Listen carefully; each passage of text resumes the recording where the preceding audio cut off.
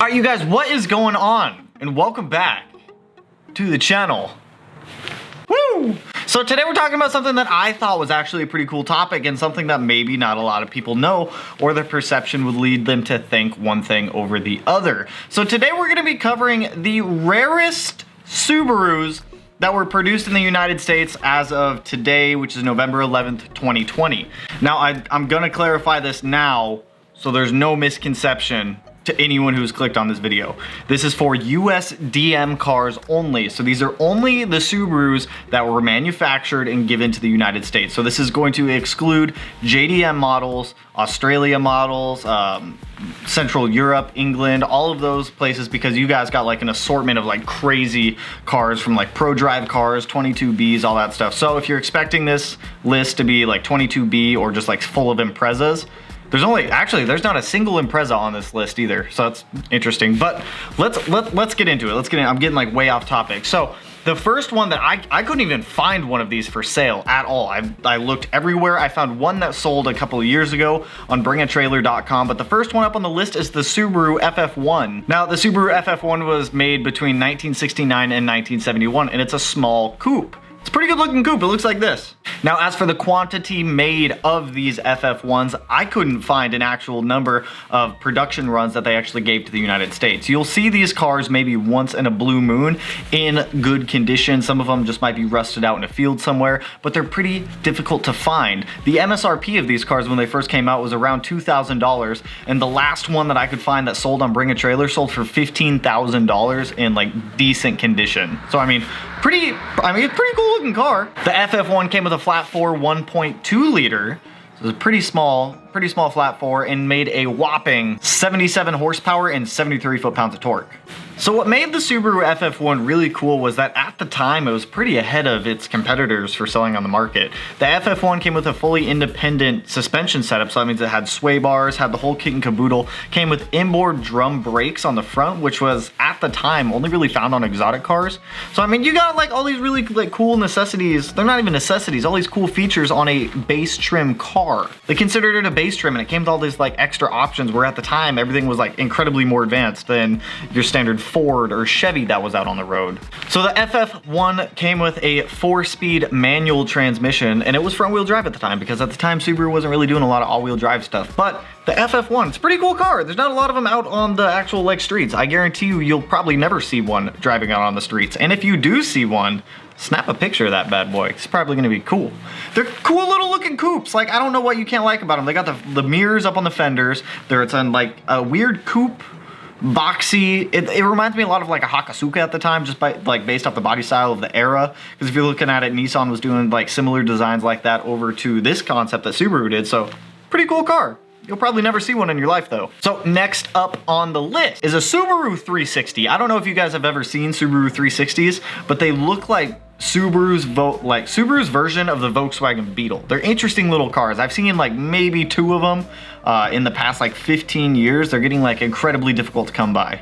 So even though they were manufactured for quite a long time, they were made from 1951 up to 1971. So the Subaru 360, it does not have a big engine at all. It's got under half a liter for displacement. It has 0.4 liters and an inline 2 engine. That's small. It's a tiny car. If you guys have ever seen a Subaru 360 in person, it's tiny. It is absolutely tiny. Now, how much horsepower did this 0.4 liter inline 2 make? Made a whole whopping 36 horsepower and 27 foot-pounds of torque. Remember, that's to the crank. That's not even to the wheels. You have much less going to the wheels. Now, the initial price for a Subaru 360 was about $1,300 upon release, and then also that's gonna increase as like time goes forward, because inflation between 1958 and 1971, so obviously prices would go up a little bit. But if you're looking to purchase a Subaru 360 nowadays, you're gonna be spending anywhere near $10,000 to $50,000 for a Subaru 360, depending on the condition of the car itself. Like those things, you want to talk about an investment. You should have bought a Subaru 360 back in like 1970. think it would be worth a lot of money nowadays. I've only seen one. There's like one for sale locally, and I don't think it's for sale. I don't even think they're willing to sell the car. But like the amount of them that are actually on the road today is very, very diminished from what it used to be back in the mid 60s to 70s, just because obviously car accidents happen, pulls cars off the road, people let them die out in their driveway or out in a field somewhere. So I mean, unfortunately, it is what it is. Now, what also kind of separates the 360 from a lot of other Subarus is that it was a rear-mounted engine. So kind of like a Volkswagen, kind of like a Porsche, where engine's up in the back. Now, I did just do a quick Google here, and it did say they produced 392,000 Subaru 360s over that time period, 1958 to 1971. It doesn't specify how many of them actually came over to the United States. So if anyone can find that information, though, like I said, but I mean, it's a cool car. It was a cool car. You might not see a lot of 360s, and if you do, embrace it. Be the Subaru 360. Okay, we're moving up into some more modern cars, where this next one that we're about to talk about was produced from 2006 up to 2009. And if you already know what I'm about to say, then you guys are like way ahead of me, but Subaru Legacy GT Spec B. The Spec Bs are actually really cool cars, and a lot of people want them out there, but they're getting like incredibly more difficult to find. So at the time, I couldn't find an exact number either on production numbers for the United States. Now, what I was able to find is there's maybe around 1,400 of them produced for the US market. And from 2006 up to what, 2020, 14 years, you can already imagine that a lot of them have died off of the road, probably keeping the numbers, I'd say, below 1,000 of them. But if you are able to find one, they're not cheap for an older Legacy. Expect to spend anywhere between $15,000 and $20,000 for a Spec B if you can get one, and that's heavily going to depend on the condition of the car. I think the most expensive one that I found for sale in the United States right now was around $25,000 with around 80,000 miles on it, and that's actively for sale. That's a lot of money for a 14-year-old Legacy, but the Spec B is actually a really cool car. So it did come with a H4 flat 4, which is 2.5 liter as well, like most of the other cars we're about to talk about here. Obviously a turbo model. Now, what set aside the Spec B from a lot of the other Legacies and Outbacks at the time was the transmission and the final drive of the car. So obviously, just like a lot of the other WRXs and turbocharged flat 4s of the time, it did make around 244 horsepower and around 241 foot-pounds of torque. So it's not a huge power monster out of the box like most Subarus aren't.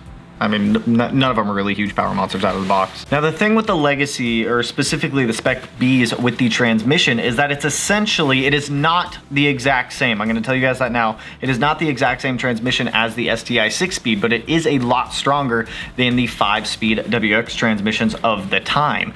Plus, it's also non-DC CD, so you don't get the driver controlled center diff. So, I mean, the Spec B, it's a sleeper WRX. If you want a WRX, but you don't want all the attention that WRXs get, the Spec B Legacy GT was a very good option for people at the time. And they're incredibly difficult to find nowadays.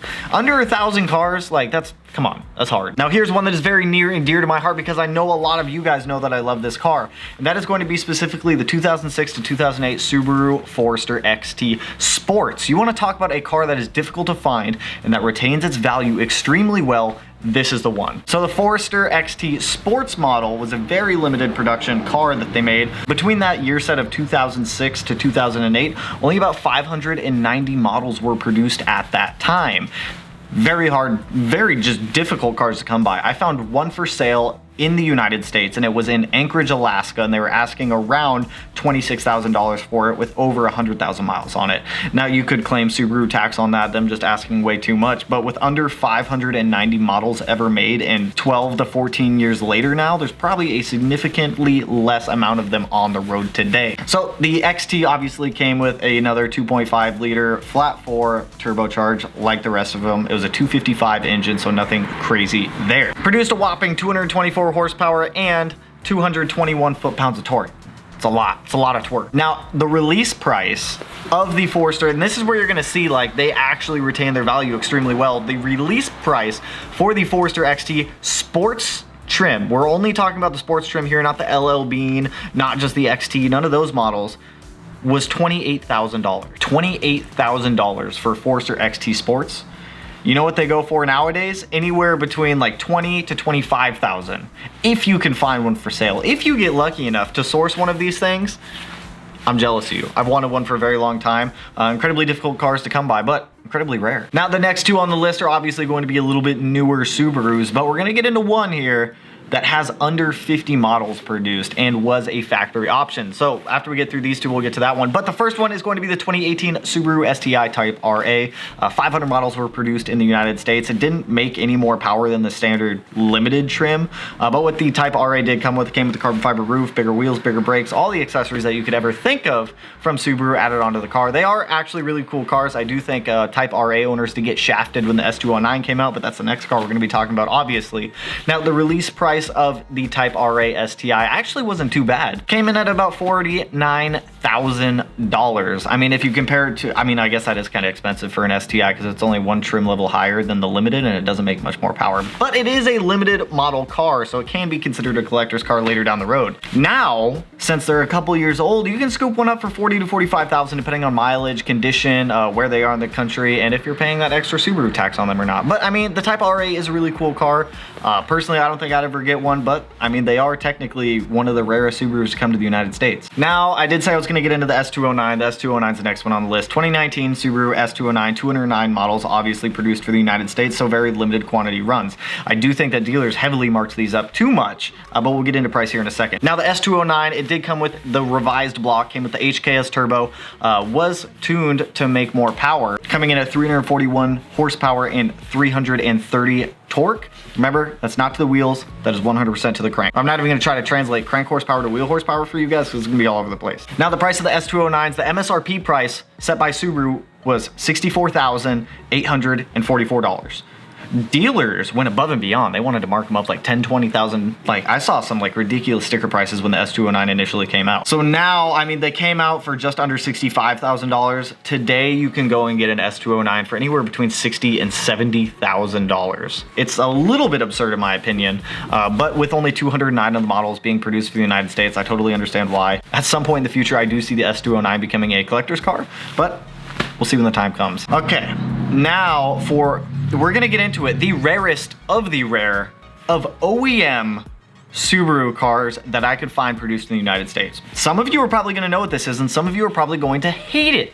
Others of you might not know what it is, but there's technically two subsets to this one. So we're gonna be talking about the ESX STi. If you don't know what it was a factory offered option by Subaru where ESX would modify the car and it would still come from the dealer with a warranty. Now in 2005, ESX did the first run of Subarus, or the first run of STIs for Subaru with only 40 models made. So essentially what ESX did is they just tuned the factory ECU. It was pretty much bolt on and a tune essentially, and it put the car at 365 horsepower and about 300 torque. Once again, I believe those are crank. ESX did not specify on their website if it was wheel horsepower or crank horsepower, but with the ESX STi, the first one being in 2005, that's now 15 years in the future, we are here, and there are even less of them out on the roads because they get destroyed, they get wrecked, they get crashed, and that number of limited production run cars gets even smaller. Now, personally, I'm not a huge fan of the way the ESX STi looks. I'm not a huge fan of the stripes that they got going on and all the weird like little accent colors, especially in 2005. I mean, this was on par for the scene at the time, but for my taste, it's a little bit too much. Now at the time in ESX STi, I couldn't get the actual MSRP from ESX just because it's been 15 years and that web page is no longer active on their website. But from what I could find is it was around $38,500 for an ESX STi with a base STi being around $30,000 at the time. So it's around $8,500 more. Do not quote me on that though. Remember, this is what I could find. It was not directly from ESX's website like this next subset will be. But if you're looking to grab one today, I found one 2005 ESX STi for sale for $28,500 with around 80,000 miles on it, and it has been posted for quite some time. I don't think anyone's gonna buy it because they're asking a little bit much, but personal opinion on that one. Now the next one is the 2015 STi ESX, which was another even more limited. This is the most limited STi run I could find, or just the most limited Subaru run I could find in the United States. The 2015 series only had 25 of these. Remember, this is a factory option. Why does this minivan have underglow on it? Now, the 2015 model came in two sets. You could either get a street set, which was legal for California, so it was carb exempt and smog legal, or you could get the track edition, which was legal in all other 49 states because Got a little bit better car laws than you guys, California. Sorry about that. Now, the street version did come with a solid 355 horsepower and 310 foot-pounds of torque, and the track edition came with 425 horsepower with unknown torque values because I couldn't find that anywhere on ESX's website either, because everyone just likes to push horsepower numbers out but no torque numbers. I want to know the torque. Now, the release price for the ESX STi was pretty much on par with the S209. The ESX STi for 2015 came in at $65,000. $65K for one of these. Now, I couldn't find a single one of these used for sale anywhere in the United States, so I have no idea how much they're selling for now. If any of you guys have seen an ESX STi for sale in the past couple months or so, drop it down in the comments of how much they're asking for that car, because I'm genuinely curious. If it cost $65,000 when it first came out, curious what they're actually at now. Did they drop in price or did they yank? But those are the rarest Subarus that I could find in the United States. If there's any that you guys feel I missed, please let me know down in the comments. I will definitely check them out. I will definitely look into them. This is just trying to give a wide variety of Subarus. And notice I did not put a single Impreza on that list. And for those of you that think the WRX, okay, technically if you want to put the 2005 STi on there, that one was considered an Impreza, but the 2015 and Plus is not an Impreza, so I guess there was one Impreza on the list.